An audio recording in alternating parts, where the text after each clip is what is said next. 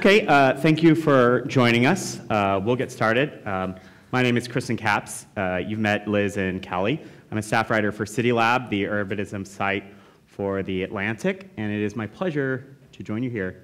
One thing that really struck me when I was listening to both of your presentations is that you work at these intersections.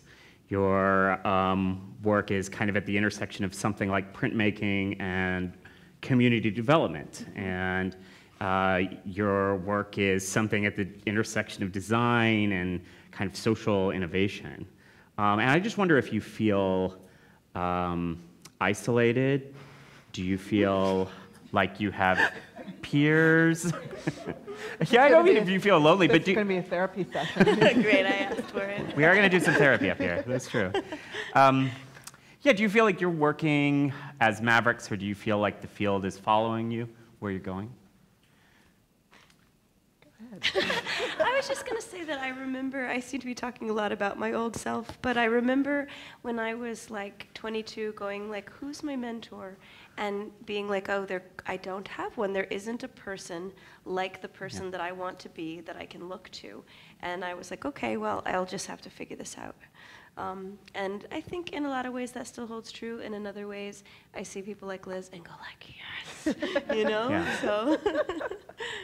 Yeah, I think I had an existentialist crisis for a long time of like, oh, I wasn't doing the things that architects typically do, and what did that mean that I was? But I think that what's also been really interesting and heartening is that I have no shortage of work, so clearly I've hit on something. And I also think that the work that I do, I also realize that I can't actually work with architects. I mean, I do as part of the work, but there's like a whole host of other, like, what is an architect going to say about economic development or public health? Mm-hmm. So like it actually means bringing other people into the teams. And so some of the loneliness has been stemmed by the fact that I just go and play with others who have much cooler sandboxes sometimes. Mm-hmm. And I think also there's a really interesting thing within just the larger social change, social innovation movement coming around intersectionality and like different people's collaborating. So like for the last 2 or 3 years, I would say that I've made some really good partnerships within the social change, social justice space. And so I think that also keeps me company. Mm. Yeah. Are you mentors yourselves? Here and there. Uh-huh. I don't teach. There are times when I work with people in my studio and people come on projects, but I think that's maybe just beginning for me. And I would say here and there as well, I do teach, and usually at some point in the year I always have some sort of formal arrangement with an academic institution, and I've been part of a program for the last 3 or 4 years called Design Futures that works with students at universities who are coming either from architecture, planning, environmental science, what have you, who are interested in community engaged design. So that's one of the big things that I give to. You both work internationally. You've both done projects internationally, and I wonder when it comes to social change, are you seeing more successes when you're working abroad than you are in the United States? Do you have any examples of maybe some successes or setbacks? I feel stumped by that question. I don't know if I would say, it's apples and oranges and apples in some ways. Like they're part of the reason why I enjoy working internationally is I just think it's really interesting and helpful to see problems from a different perspective. And so there are actually a lot of commonalities to some of the struggles within the urban experience that I end up engaging in, like that South Africa project, like some of the challenges of wanting to improve what is seen as a blighted area, and having a particular way in which that vision is seen, and having all the best intentions in the world, but actually kind of screwing the people who have been there and made their lives there. And not acknowledging the pain of, in that case, apartheid, that actually is part of the reason how they ended up there in the first place. It has a lot of echoes when you talk about some of the projects that I do in some disinvested areas within American cities. And so seeing the problem from a different perspective actually just helps jog my mind and even provide some inspiration about how to approach the projects when I come back here. But then there's, you know, a whole other beast of stuff that also comes up, especially once you start adding the whole international aid development structure, which is, it's a thing.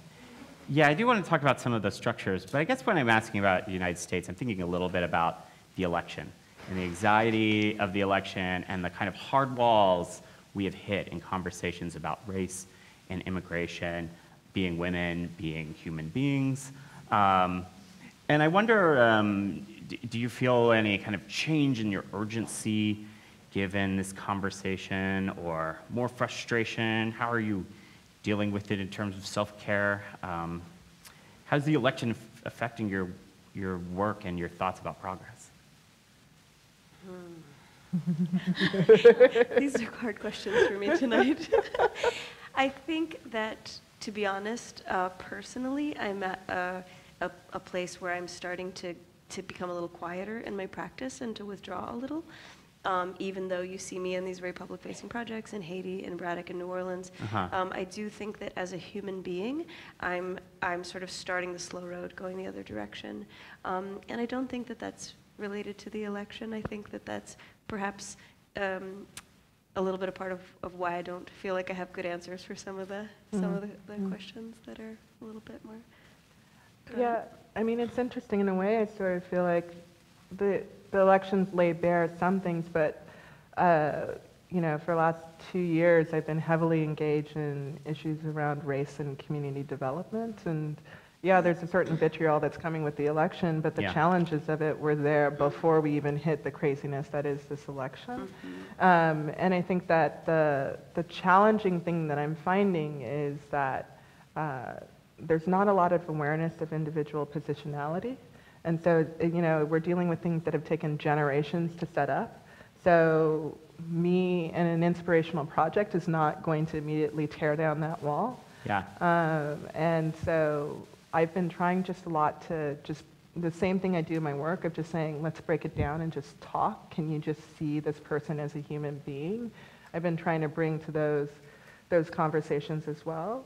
It is exhausting. I mean, I just came back from 2.5 months in Australia where I was doing a similar thing, and I have to say, after about 2.5 months of talking about racism in a place that has quite a bit of racism, I'm exhausted now, and I'm stepping back. And I think it is, you know, we were talking about this at dinner, trying to find ways to do self-care, so that you can still, because the work isn't, nobody's served by you burning out. No, exactly.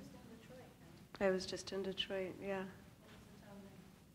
I was working so incredibly hard the entire time that there's a lot that I missed, but Detroit is going through one of the most fast-paced changes I've ever seen. And I think for me what was interesting and really complicated is that the first time I was in Detroit was around a group of organizers called the Allied Media Conference that do really great organizing there, and talking to, and then the next time I was there with like really this totally other group of people that are, the gallery that I was working with is being backed by people who are like just changing the face of downtown. And so the one thing that I felt proud of from my time there, just in terms of this conversation, was the ability to sort of be a bridge as a person who found themselves in this kind of double position and able to kind of like make some connections and say like, hey, look, like this freight train is moving really fast. How do we, you know, in small ways, get sort of all of the players like involved in talking to each other. I wanted to talk a little bit about one of your projects in particular. I know we have video of it. Maybe we could pull that up in New Orleans, which you had described as a piece of musical architecture. Yeah. Can you kind of set up what that means to you? So unfortunately, the best video we had was a Kickstarter video, so excuse that it's a Kickstarter video. But basically, I was asked many years ago to create a sculpture on a soon-to-be falling down house, kind of harkening back to the Gordon Matta Clark, making art with a piece of architecture that's going to fall down. And I kind of had this thought about musical architecture, and then it kind of just ballooned from there, and a lot of people got involved, and now there are hundreds of collaborators really that work with a group called New Orleans Airlift, and there's collaborators from the musical side, collaborators from art and building, and people are kind of working together. And actually this in a couple of weeks, we're going to open for sort of a permanent home, this kind of musical architectural park that tries to celebrate a few different aspects of New Orleans culture kind of together. Yeah. So. Oh, wait, is that it? It's coming. Okay. That was just a placeholder.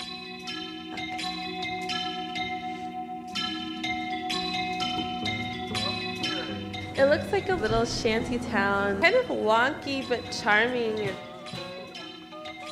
looks kind of just exactly what it is. A whole bunch of like what people perceive as junk and just made it into something amazing and interactive. It brings out the kid in me.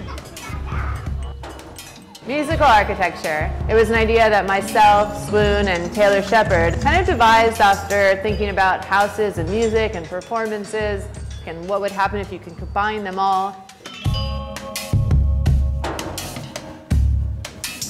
It was definitely a captive audience because it's such a visual experience as well. These structures that are instruments are also visually stunning. And I just remember people being like, whoa, you know? It was exciting for them. I'm really personally excited that we've acquired a home for the Music Box and for the Airlift in general. I'm going to be able to do a lot more advanced planning for performances and concerts, which means that the caliber of artists that we'll be able to acquire will go way up, or to work with local artists over the long haul. It just really opens the door wide to a million possibilities.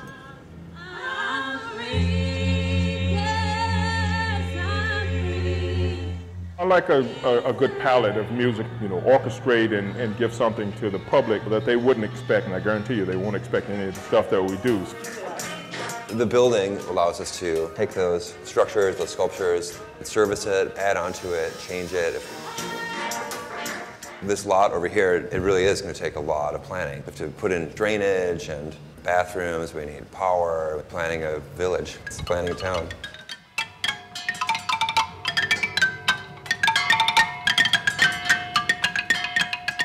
I love so many things about this project. I love its extensive experimentation. I love all the people we get to bring together and support. Sound artists, visual artists, inventors, architects. Kids can come on school trips, kids can do summer camp here. They can grow up in this project, really. The true genius of Airlift and why I feel so lucky to be able to work with them is that I don't see anyone else who's really, truly building bridges in the New Orleans creative community in the way that they are. Getting people to work together that create these like just magical moments. And so I'm so excited to see that continue to happen in this permanent way.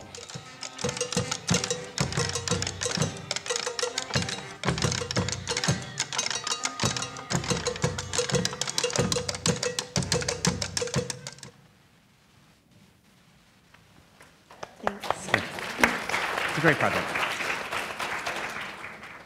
Now, in your work on something like that, how much you feel like you're occupied with some of the more mundane business practices of administration and worrying about money and finding money for things? So much of it. In fact, that's why this was our Kickstarter video.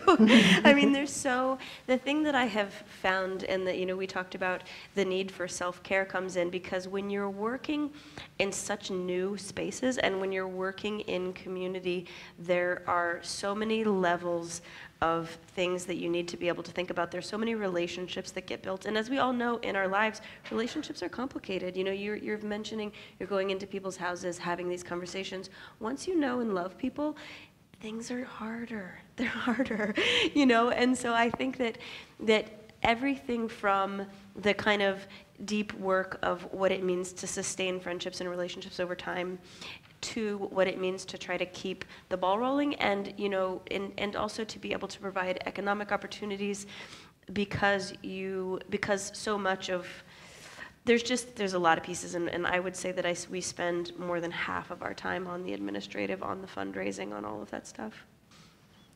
I was actually really interested when you mentioned when you were talking about the Detroit project about that in some ways you were this facilitator or mediator, and that's one of the things that I think ends up happening, that it's not just about creating whatever is the thing you're going to create, that your creation is actually that entire thing. You're kind of at the center of the web, Yeah. Yes. and having to look for what the connections are and putting them in. And so like that's designing in itself, or creating in itself. And so I think part of what I've seen happen over the course of my career is learning that, and learning to understand that there was an art to that, and embracing that that needed to be part of the overall project.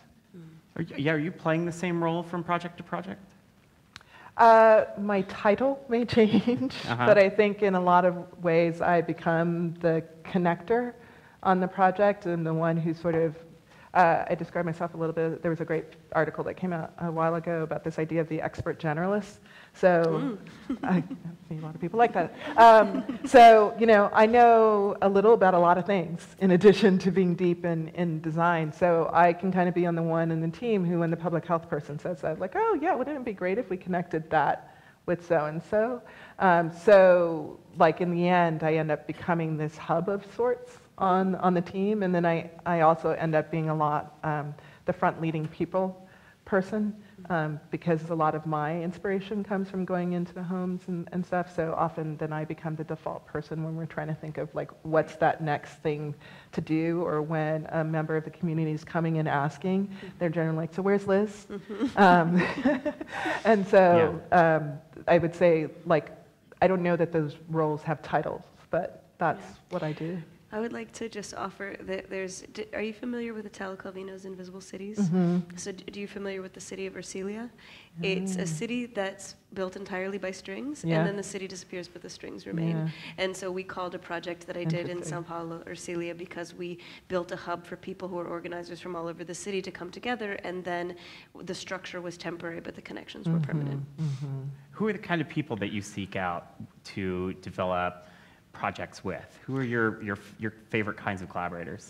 Well, one thing that we were talking about also at dinner is that it's really important, particularly when you are not living in a community, that you need a really strong and resilient and committed local partner, because there's so many things that you're not going to know. And there's a lot that needs to be able to continue to happen when you go home. And actually on my 3 kind of long-term projects, I have never figured out when, if ever, I will go home. But what does go home mean at this point? But I think that, you know, just for example, when I went to Haiti for the first time and we were like, hey, we've got this idea, and we talked to a few different communities, and it wasn't until we found the mango growers that it was just instantly apparent that there was a click. And it was because we were a small group of people who were kind of jazzed about certain things, and they were a pretty small group of people, although much bigger than us, who were like, we're really, you know, we care about. And they sort of laid out a set of values around the landscape, around education, around, you know, organizing themselves for the economic betterment of everyone. And it was just like apparent right away that we could very, very easily be on the same page. And so I think that there's some ways that, you know, we might be looking for people with the same kind of ethics and values, and also it's sometimes just a personality fit, which it was, you know, kind of both in that case. In the Bay Area, you're working for projects to kind of build social change, but you're working against some of the most radical economic forces that we've seen in a century, or maybe even in the history of this country. Is it possible to find success in the Bay Area? I don't know. I think that that's what we're trying to figure out. I think one of the things that we felt was really important about the project is to not run away from the fact that we are in this neighborhood and we're there at this time, and not just say, oh, we're trying to create a better place and we have the community's best interests at heart, and, you know, if it becomes one of those bad products of gentrification, well, you know, economic forces are what economic forces are, and there's nothing that we could do about that. And I think that's kind of BS. Like, you actually have to deliberately tackle that as part of the project, knowing that that's what happens. How do you put things in place to try and countermand it?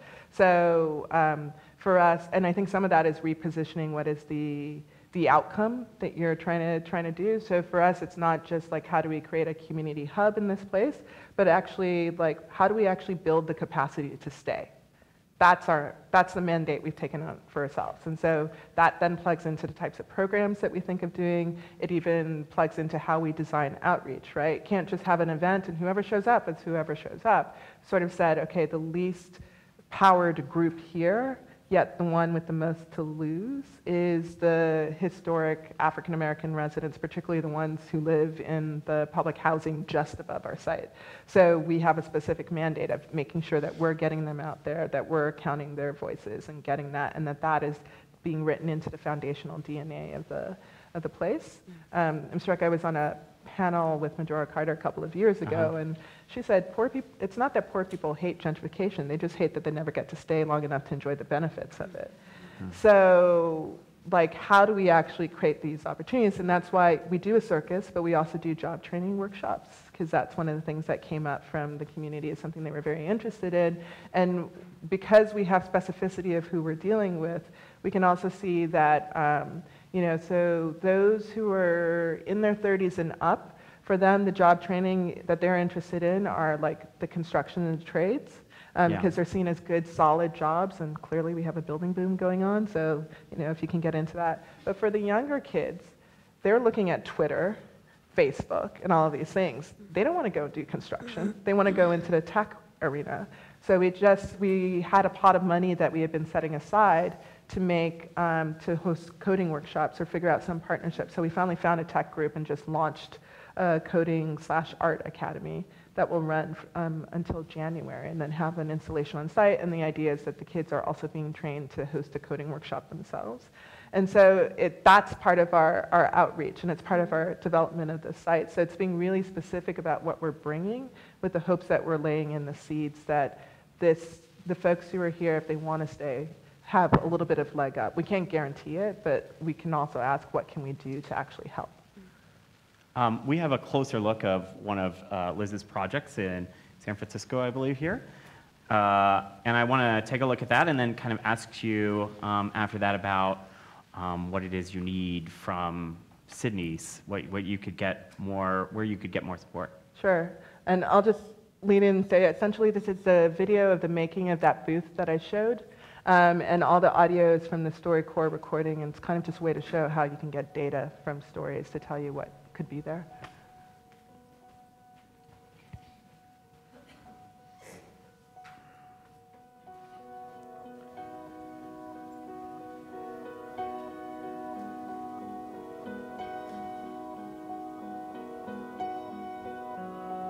We have always been set aside like an island, a no man's island. We're right here in Baby Hunters Point, where the old power plant used to be, something that I grew up with, and going to reminisce about what this is all about, what Hunters Point is all about, and what the people was all about. What do you want for the future? What I want to see in the future is my grandchildren being productive citizens. I want them to go to school, to get educated, and to place themselves in the position so that they may help others. Joy is a result of having a strong sense of who you are, the direction you're going in life, and your overall purpose. By helping others, combining education and community service, communities are healed and streets are healed. If we think about our history and all we lost, we didn't lose it for nothing, you know, and all of what we do is not in vain. I'm proud to serve this community. I want to see the change, but I also want to see our culture preserved here and our families preserved here. You look out and you see just this space, and the water comes up to the land, and just makes me think of how important it is to preserve our beauty. I don't want to waste time wishing that I did something or said something. To wake up today and be alive and tell you I love you. This is a time for us to talk. And for us to be here today looking out on the outpost of the beginning of Hunters Point. It's future. This is where the future is. and it will be a success story.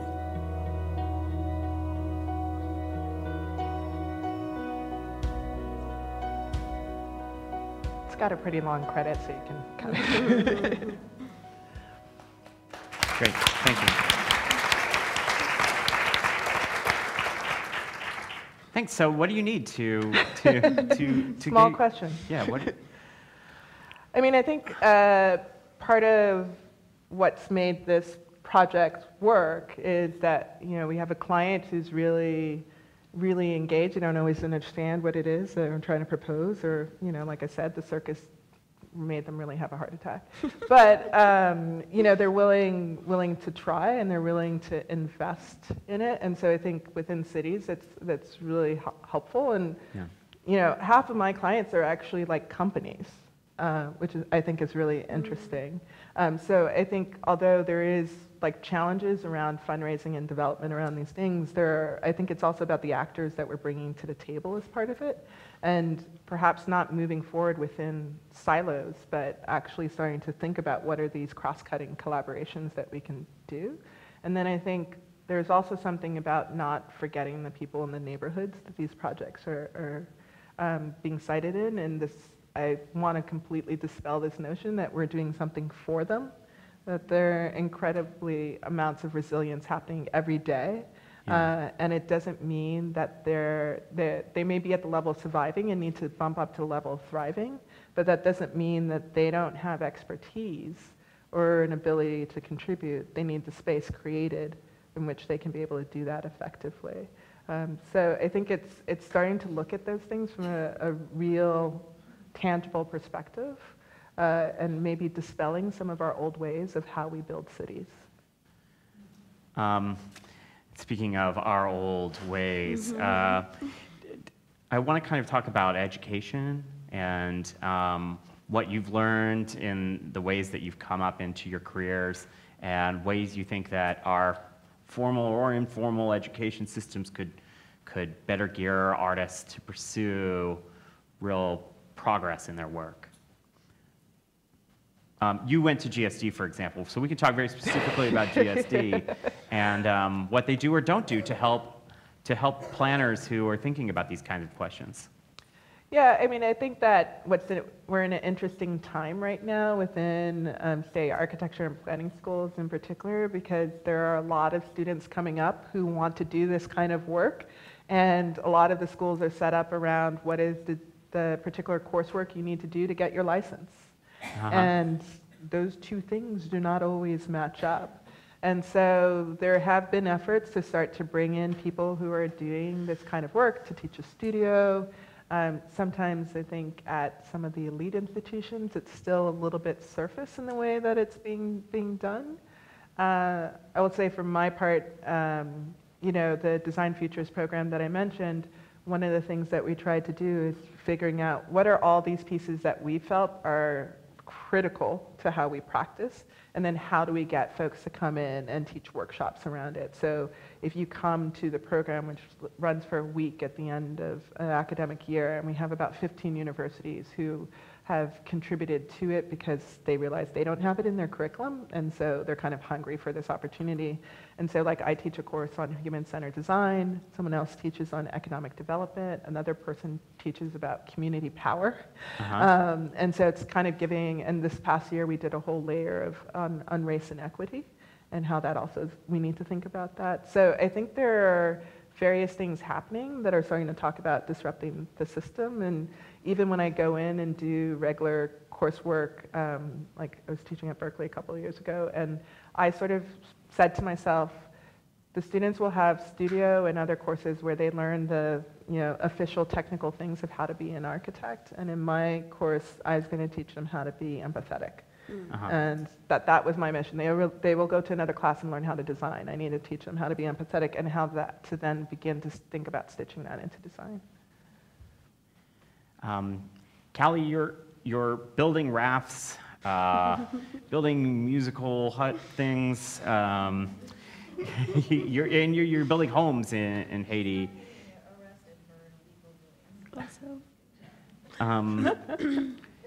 How are you able to keep up with like any kind of practicing your work, practicing with your hand? That's a huge struggle, and I think as someone who began as a studio artist, the isolation that life as a studio artist entails is some of what drove me outside, first into wheat pasting on the streets, and then into kind of deeper and more long-term things within community. And I think that now, as I was saying, I'm feeling at a point where I sort of hit a wall recently where I was like, okay, this is what spread too thin looks like. This is what not being able to be as good of a community partner as I would like to be looks like. And this is the point at which I start to kind of, say like, when do some of these things have an end point? And looking to people like Liz, today you said downshift, and I said, ooh, how are you doing that? What does that look like? How do you do that responsibly?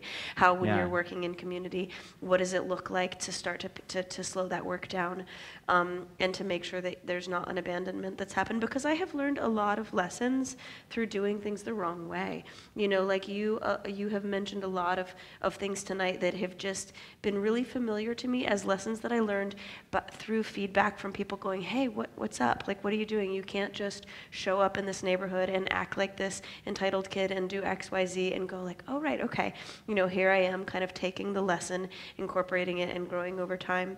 I have a project in Braddock that I've been working on for years, and I think that when I first got invited there, I was kind of still in art spaceship brain. I was still like, woo, I'm going to parachute out of the sky and I'm going to do all this great stuff with all my friends. And then it was like, great, you and your friends are great, no worries, but like the fact that this town has lost 80% of its population doesn't mean that 20% of the people who were originally there are still there, and this is who you are, this is who this is really about. And I've learned all of those lessons more or less the hard way through people just being like, hey, pay attention.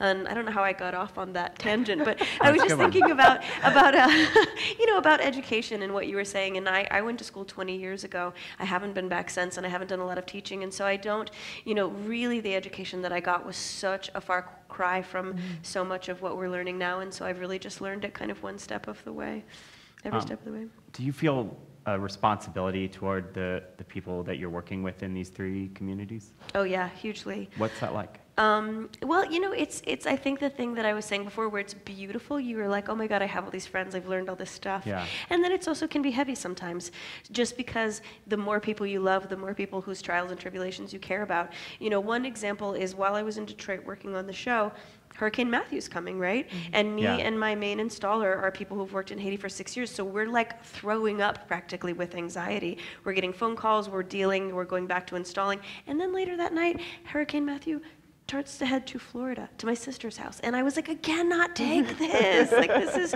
too much, And so I think it's like that. Like, it's beautiful. Like, you get to celebrate with people. You get to feel the deep and meaningful joy of having made an impact in people's lives. And you also feel the exhaustion of it. Yeah. As we're kind of looking ahead to the changing season, and go ahead. I want to say one last thing, Yeah. and I don't even need to go into detail about it, but I just want to say, realizing, and this is something I feel like I'm just getting a lot of super good things to think about for the future, realizing that you have an impact in communities that goes beyond what you ever intended, and just like owning that. Sorry, go on. Well, I just want to know what you want to do next. And that might be a different question from what you're necessarily doing next, because the next thing may depend on commitments, or it may depend on opportunities. But what would you ideally like to be doing in 2017? God, I feel like I'm in sort of a woo-woo space. That's like the fourth time I've gotten that question in 2 weeks, which means I should probably come up with a good answer for it.